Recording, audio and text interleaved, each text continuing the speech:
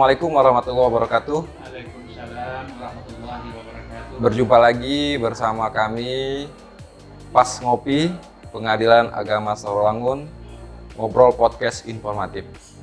Kali ini telah hadir di tengah-tengah kita seorang tokoh perubahan di Pengadilan Tinggi Agama Jambi. Telah hadir bersama-sama di tengah kita Bapak Ketua Pengadilan Tinggi Agama Jambi, Bapak Dr.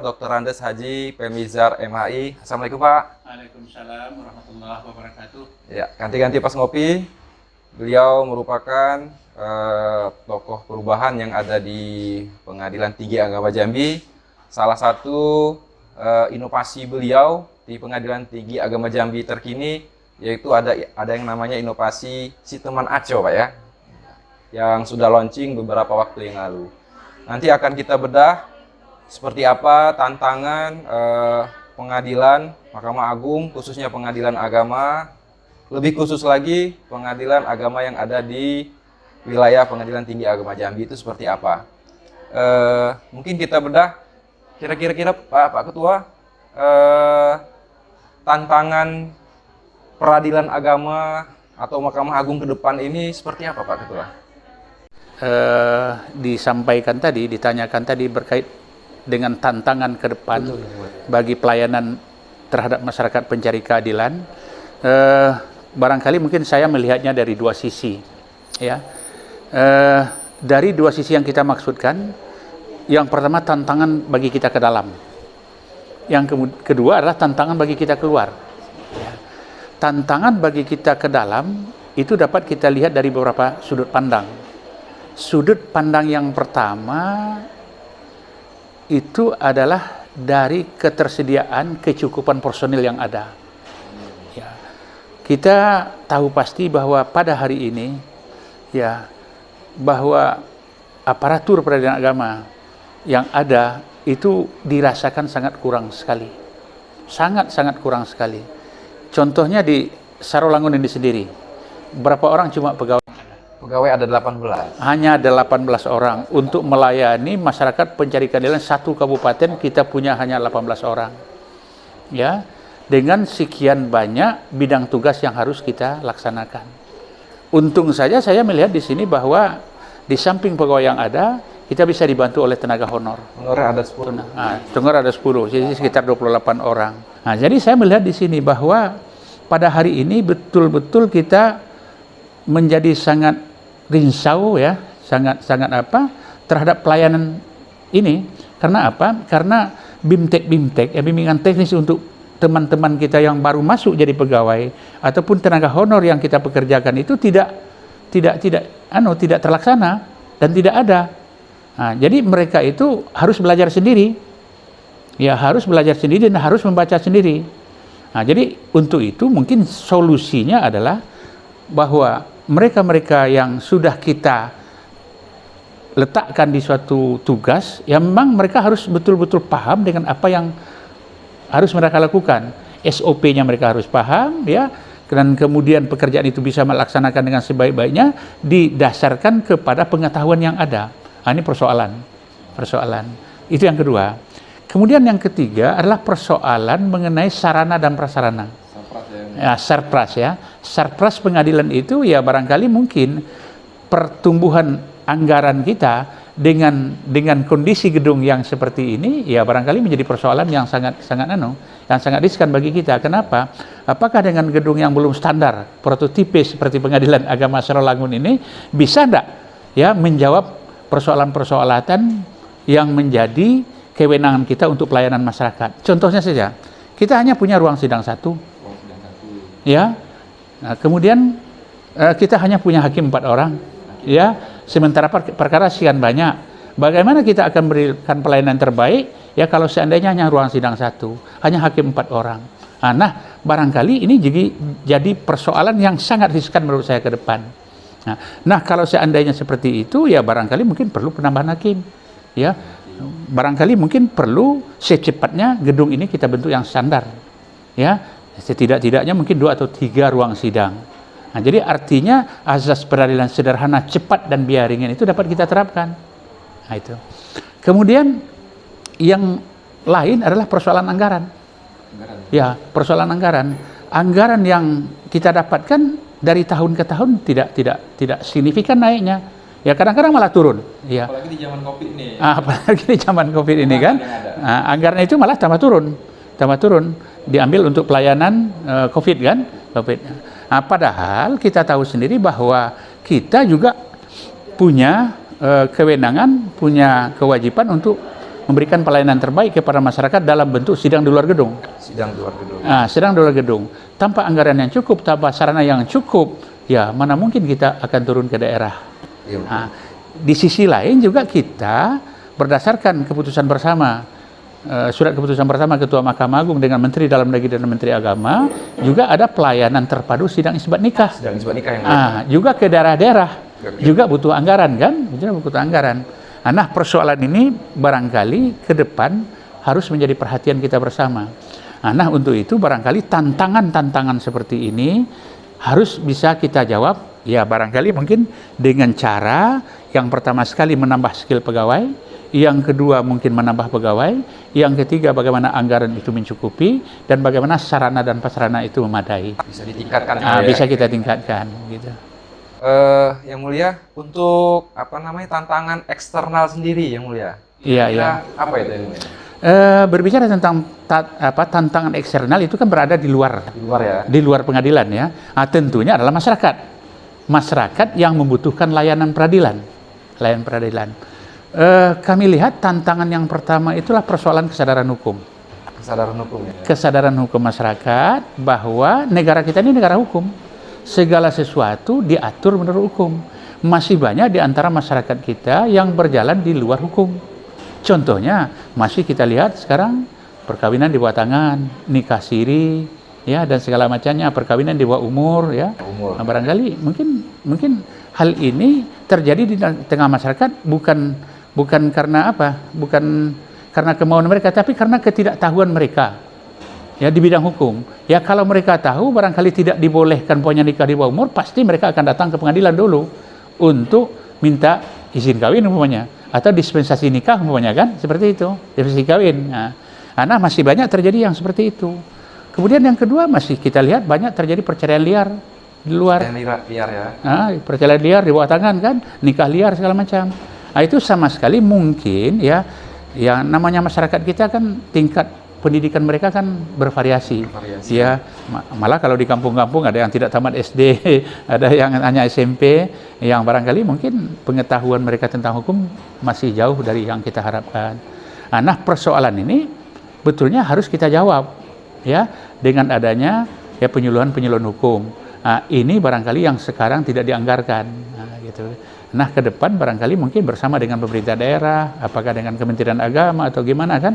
Nah, ini bisa diprogramkan agar masyarakat kita diberi penyuluhan begitu kan, supaya mereka betul-betul menyadari bahwa negara itu sudah mengatur sedemikian rupa dan apa yang harus mereka lakukan harus sesuai dengan tuntunan hukum yang ada. Ini Yang Mulia, ngomong-ngomong sambil nyantai nih, ganti-ganti pas ngopi tadi sudah kita sedikit banyak kita explore, kita tanya-tanya bagaimana tantangan Mahkamah Agung, Peradilan Agama, khususnya Pengadilan Tinggi Agama Jambi itu, wilayah PTA Jambi itu seperti apa. Sambil nyantai Yang Mulia, kita sambil ngopi ini, kopi khas Sorolangun nih. Siap. Asli. Bismillahirrahmanirrahim. Pas kopi, kita cicip dulu.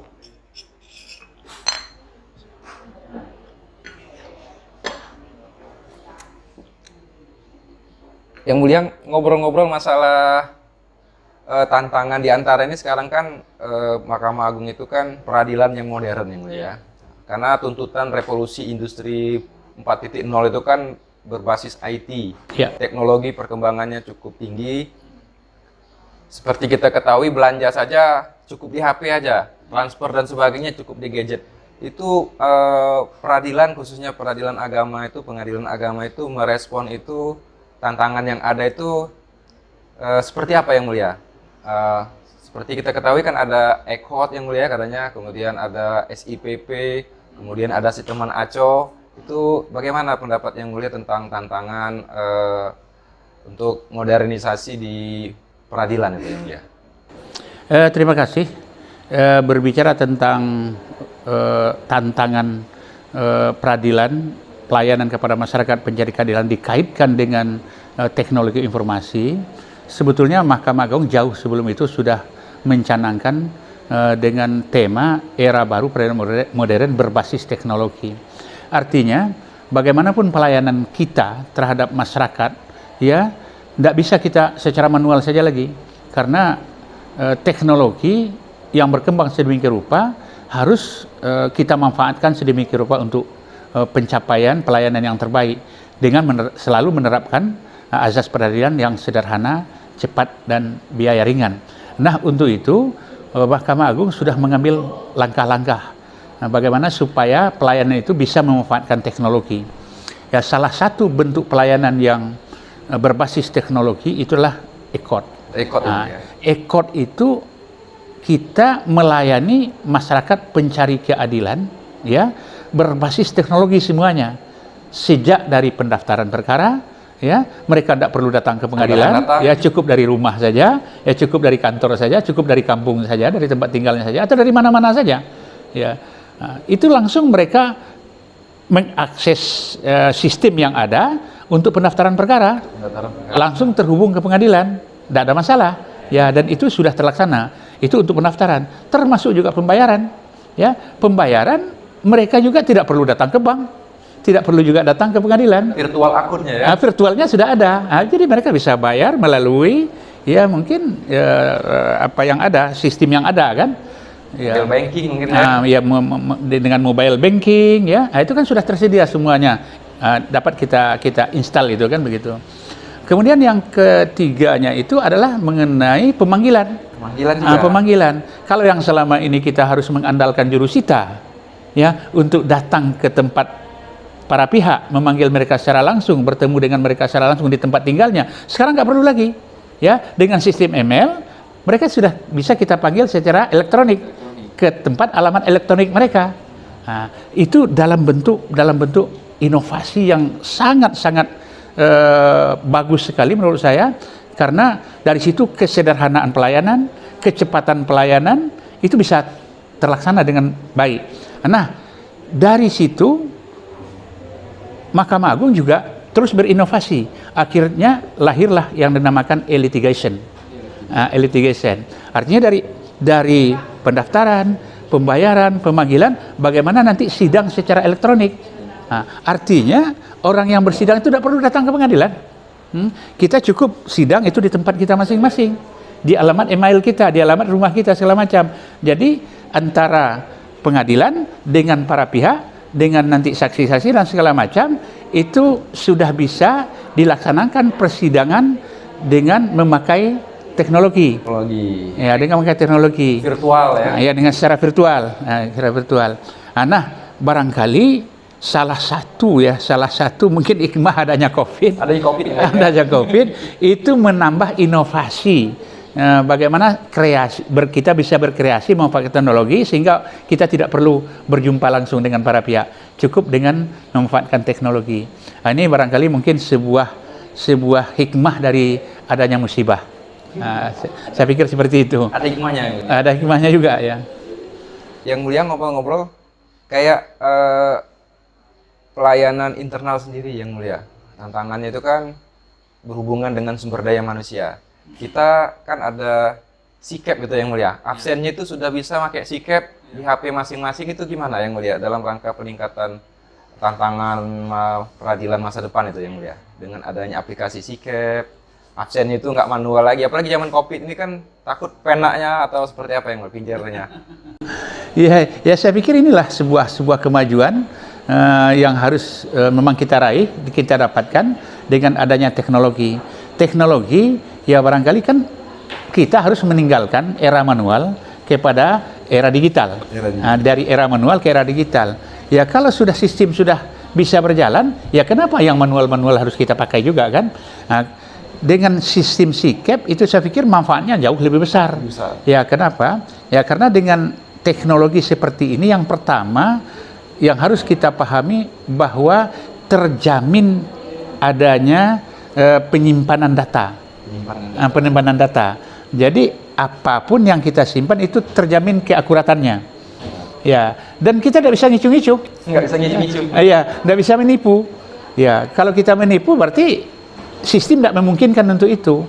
Contohnya aja, kalau manual kita datang jam 8, jam setengah 9 bisa saja kita buat jam 8. Bisa ditulis. Bisa ditulis jam 8, tetapi dengan SIKEM nggak bisa, karena dia langsung terhubung dengan jam.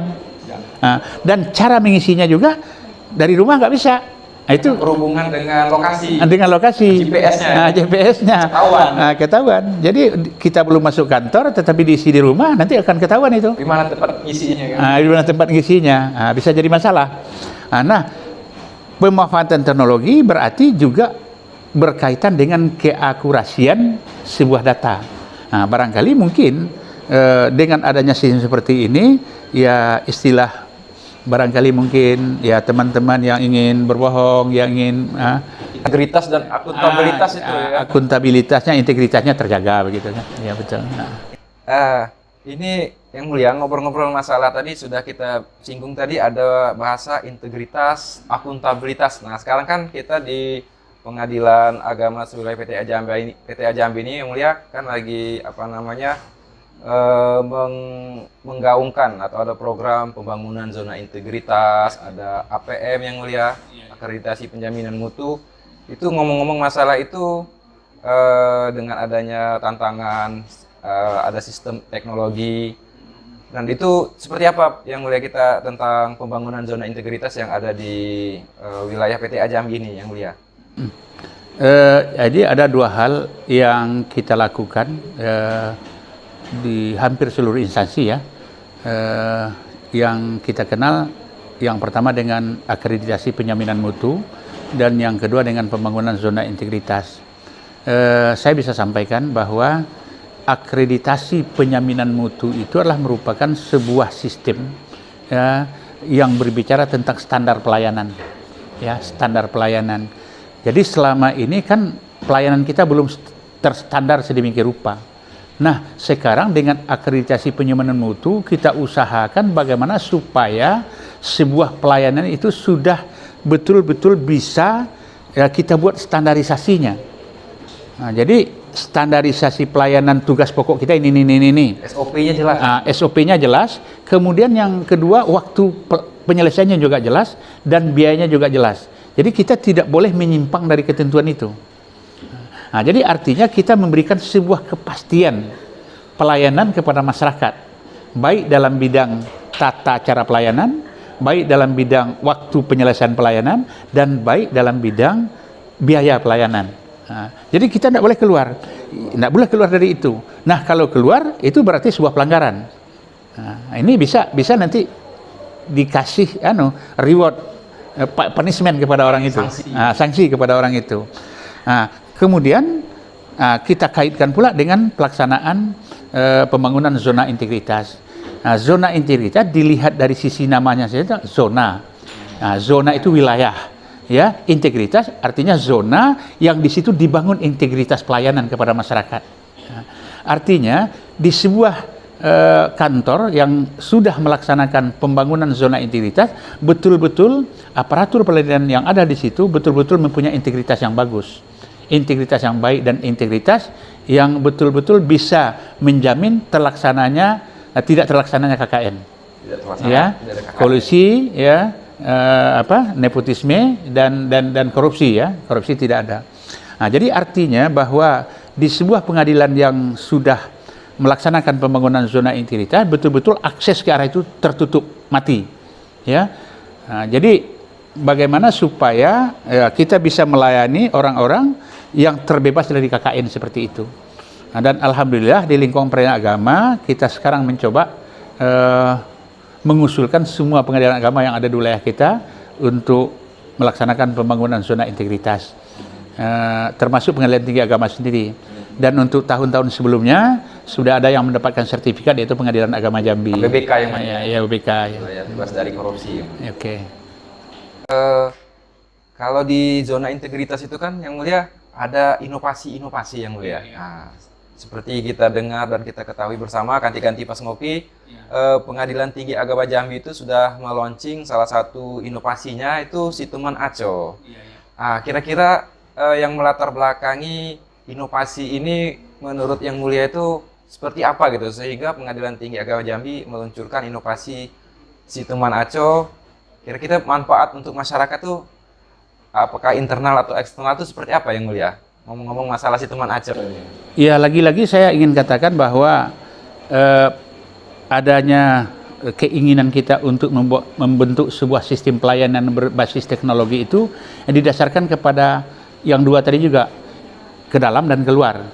Nah, ke dalam dan keluar itu maksudnya begini, selama ini sebelum lahirnya teknologi kan semuanya berbasis manual semua, berbasis manual semua. Jadi sangat kita sayangkan ya, teknologi itu kita tidak bangun, kita tidak manfaatkan. Nah, untuk itu ya barangkali setelah saya sampai di Jambi ini, saya melihat ingin betul-betul bagaimana supaya program Mahkamah Agung, misi Mahkamah Agung tentang pelayanan peradilan yang berbasis teknologi informasi itu terlaksana. Kita carilah, kita pikirkanlah sebuah sistem yang barangkali mungkin bisa bermanfaat dalam menerapkan asas peradilan sederhana dan cepat dan biaya ringan itu. Dan kita coba bicarakan dengan teman-teman di Pengadilan Tinggi Agama dan teman-teman yang kebetulan sangat konsen dengan perkembangan teknologi. Nah, akhirnya kita bentuklah sebuah tim, ya? sebuah panitia atau sebuah tim ya, yang kita namakan dengan Tim Teknologi Informasi Pengadilan Tinggi Agama Jambi. Setelah kita berembuk dengan teman-teman, kita melihat begini, selama ini pelayanan peradilan terhadap pelaksanaan tugas pokok kebanyakan masih manual. Itu kita lihat saja contohnya tentang arsip perkara. Ya, arsip perkara kita masih mengandalkan manual yang membutuhkan kertas yang sangat banyak. Ya, tidak tersimpan dalam sistem. Ya, kalau nanti arsip manual itu dimakan bubuk, kalau arsip manual itu hilang, ya, atau terbakar segala macam, Mana nyarinya gitu? Kemana nyarinya? Itu yang pertama. Kemudian yang kedua, ya kalau teman-teman sidang harus membawa arsip manual ke persidangan, ya, diperbanyak, digandakan, itu kan biayanya mahal. Apa biaya?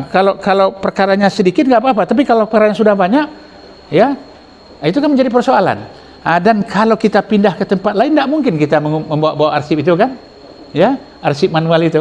Padahal kita butuh menyimpan data-data pelaksanaan tugas kita. Ya, data-data pelaksanaan tugas kita. Itu yang kedua. Nah, kita jadikan itu sebagai bagaimana supaya bisa kita manfaatkan teknologi. Artinya sekarang kita tidak lagi menyimpan arsip secara manual, tetapi menyimpan arsip secara digital. Digital. Jadi kalau arsipnya sudah digital, kita tidak perlu ruangan arsip yang begitu besar kan. Kemudian yang kedua, dengan adanya persidangan secara paperless, kita tidak perlu lagi bawa arsip, bawa berkas ke ruang sidang. Ya, cukup dengan membawa flash disk saja cukup. Ya, kita sudah berbicara. Dan kita sudah bisa mengadili perkara itu berdasarkan itu, memeriksa perkara berdasarkan data yang ada di situ. Dan yang lebih penting juga barangkali mungkin untuk mencoba kita menyelesaikan perkara itu, membaca perkara itu, kita tidak perlu dengan berkas, ya, dengan HP saja sudah cukup. Ya, kita membacanya kan. Itu yang kedua. Jadi di PTA dan di PA ada sidang paperless dan ada juga arsip digital. PA dan PTA itu sudah 4 itu. Kemudian yang kelimanya, kita selama ini selalu mengandalkan pengiriman perkara banding itu ke PTA berdasarkan manual. Sekarang dengan sistem, ya, alhamdulillah perkara sudah di-upload di sini langsung terjawab di PTA. Artinya PTA tidak perlu menunggu arsip manual itu. Bisa lebih cepat ya? Bisa lebih cepat. Dan alhamdulillah sekarang itu perkara yang masuk ke PTA itu rata-rata sudah di bawah 30 hari. Ya, kalau yang selama ini bisa 2 bulan, bisa 3 bulan, kan baru nyampe kan, sekarang di bawah 30 hari sudah bisa selesai, bisa lebih cepat. Kemudian yang terakhir, ini yang juga sangat besar manfaatnya, yaitu aplikasi tentang monitoring evaluasi perkara di Pengadilan Agama. Jadi secara real time, Pengadilan Tinggi Agama dapat setiap saat melihat perkembangan perjalanan perkara di masing-masing pengadilan agama. Bisa langsung monitoring ya? Bisa langsung dimonitoring dan dievaluasi. Ya, kalau seandainya ada kawan-kawan yang lambat-lambat kerjanya, itu terbaca itu di PTA. Bisa langsung ditegur ya? Bisa langsung ditegur ya. Nah, ini barangkali mungkin ya manfaatnya sangat besar sekali dalam rangka percepatan pelayanan terhadap masyarakat pencari keadilan. Itu ganti-ganti pas ngopi. Luar biasa sekali inovasi yang dilakukan Pengadilan Tinggi Agama Jambi dengan aplikasi Situman Aco yang sudah disampaikan tadi oleh Yang Mulia Bapak Ketua Pengadilan Tinggi Agama Jambi. Maaf Yang Mulia, izin masalah tadi pagi kan baru di launching nih Yang Mulia. 5 inovasi yang ada di Pengadilan Agama Sarolangun. Kira-kira pendapat Yang Mulia tentang 5 inovasi tersebut itu seperti apa Yang Mulia? Tentang persuratan, kemudian tentang buku tamu, podcast, kemudian ada tadi pengambilan produk di luar gedung. Itu pendapat Yang Mulia itu seperti apa tentang inovasi yang baru kita launching tadi pagi Yang Mulia? Barangkali mungkin seperti yang sudah saya sampaikan dalam sambutan saya tadi sewaktu meluncurkan ya, melaunching inovasi yang digagas oleh teman-teman di Pengadilan Agama Sarolangun ini. Kami menyampaikan bahwa kita di Pengadilan Tinggi Agama ya sudah membuat langkah-langkah untuk percepatan pelayanan dalam bentuk inovasi, dan Pengadilan Agama juga harus bisa menjawab ya inovasi-inovasi tersebut dengan implementasinya. Nah, itu yang pertama. Kemudian yang kedua, kepada seluruh teman-teman di Pengadilan Agama ya, dalam kesempatan-kesempatan pertemuan di Pengadilan Tinggi Agama selalu saya sampaikan, ya tolonglah berikan pelayanan tercepat kepada para pencari keadilan ya dalam bentuk-bentuk terobosan-terobosan, inovasi-inovasi. Dan pada hari ini ya itu terjawab di Pengadilan Agama Sarolangun dengan lahirnya 5 inovasi. Dan 5 inovasi ini ya ada yang berbentuk pelayanan tata pelaksanaan tugas di sini, dan ada pelayanan yang langsung berhubungan dengan masyarakat pencari keadilan. Saya melihatnya dari 2 sisi. Sisi pertama dari sisi pelayanannya, sisi kedua dari sisi keamanan arsip yang ada. Ya, keamanan arsip yang ada. Nah, kalau masih berbentuk manual, itu keamanan arsipnya tidak terjaga. Nah, contohnya yang pelayanan yang kita luncurkan tadi tentang tata persuratan, Sitami tadi ya kan? Sitami tadi. Itu kan kita sudah meninggalkan era manual ke era digital. Ya, kita menaikkan surat dalam bentuk tidak fisik lagi. Ya, nah, surat itu kan harus secara hierarkis mengalir ke atas dan dari atas mengalir turun kan? Nah, yang kita alirkan ke atas itu tidak fisik surat lagi, tidak perlu diantar-antar lagi. Kalau selama ini kan dari meja ke meja diantar, dari sini ke sini, dari sini ke sini, dan harus ditulis dengan tangan. Nah, yang sekarang itu tidak lagi, cukup sistem yang berjalan. Itu ada kode-kodenya itu. Nah, kalau sudah sampai di sini ada tanda-tandanya kan. Nah, sampai di ketua dia mendisposisi surat bukan dalam bentuk tertulis dengan tangan lagi, tapi cukup dengan sistem yang ada. Nah, itu yang pertama yang kita pujikan. Kemudian yang kedua, itu mencari arsipnya sangat mudah. Sangat mudah, menelusi arsip itu sangat mudah di mana dia ada ya, karena dia sudah tersimpan secara rapi dalam aplikasi. Sudah tersimpan. Kalau yang selama ini kalau masih manual itu terkadang-kadang kita tidak tahu di mana barang itu tercecer ya, di mana barang itu tercecer dan di mana barang itu tertinggal. Arsipnya disimpan di mana? Arsipnya disimpan di mana, apakah sudah ditindaklanjuti atau belum. Yang paling penting menurut saya yang paling penting bahwa arsip digital seperti itu akan memanfaatkan teknologi sedemikian rupa dari sisi keamanan ya, yang kedua dari sisi percepatan pelayanan ya. Itu yang pertama kan, dalam bentuk Sitami tadi. Kemudian yang kedua buku tamu juga begitu kan. Si buku tamu juga begitu, saya lihat selama ini ya tidak bisa kita akses ya, siapa tamu yang datang beberapa waktu yang lalu. Ya barangkali mungkin di antara tamu-tamu itu kita tidak tahu pasti. Ya, ada keinginan-keinginan apa mereka kan kita nggak tahu pasti. Nah, kalau dengan sistem seperti ini itu kan terjawab nanti kalau ada masalah-masalah bisa kita buka kan. Kalau lagi fotonya langsung bisa diambil ya. Langsungnya bisa diambil ya. Ini siapa ini? Ya siapa ini? Ya, betul. Kemudian ada lagi tadi sistem pelayanan terhadap para pencari keadilan yang perkaranya sudah selesai, penyerahan produk bisa kita antar langsung di kecamatan-kecamatan. Ini sebuah terobosan yang luar biasa menurut saya. Jadi artinya berbasis WA. Berbasis WA pula lagi kan. Jadi mereka secara langsung bisa membaca di WA dia bahwa hari itu kami akan datang ke sana, ya silakan diambil di sana kan. Ini kan pelayanan tercepat, ya pelayanan jemput bola, ya artinya kan seperti itu. Kita antar bola itu ke mereka kan. Rangka memberikan pelayanan yang terbaik, maksimal kepada mereka. Saya pikir ini sebuah terobosan yang luar biasa. Saya pikir termasuk juga tadi pas ngopi podcast kita, pas ngopi seperti ini. Yang selama ini barangkali mungkin kita tidak bisa memberikan informasi tentang apa sesungguhnya yang kita lakukan dan apa sesungguhnya yang bisa diakses, yang bisa dilayani oleh masyarakat, ya, kepada kita kan.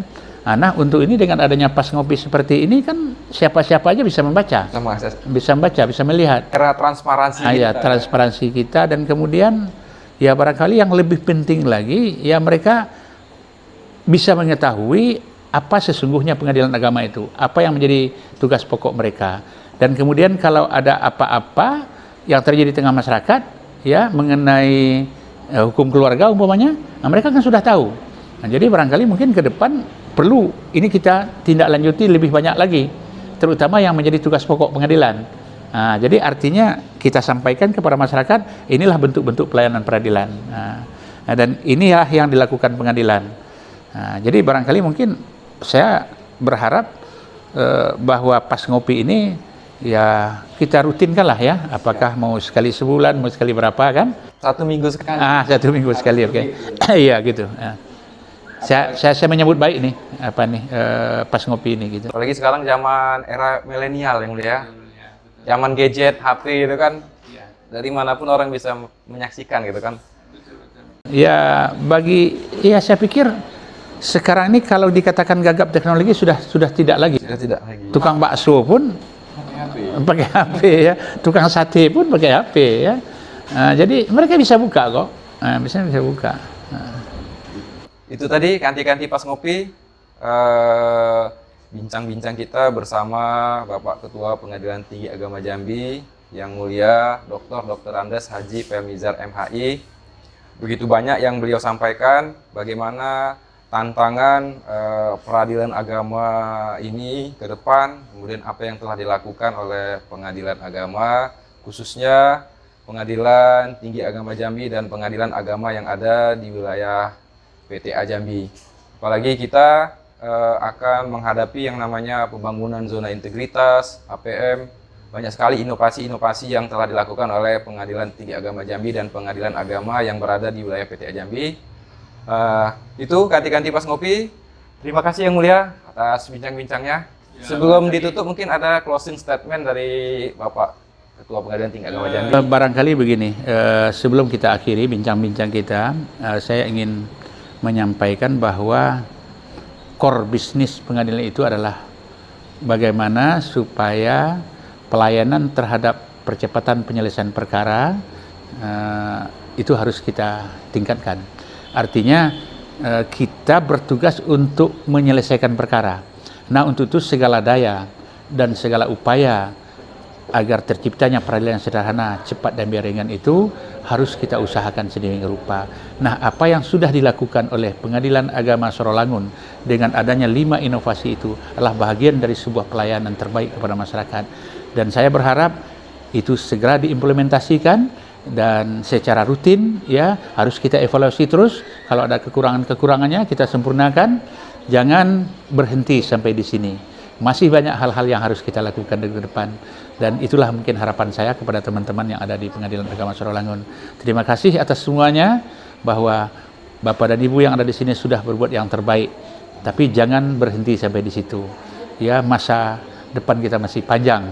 Untuk itu, ya barangkali bekerja dan berinovasilah terus.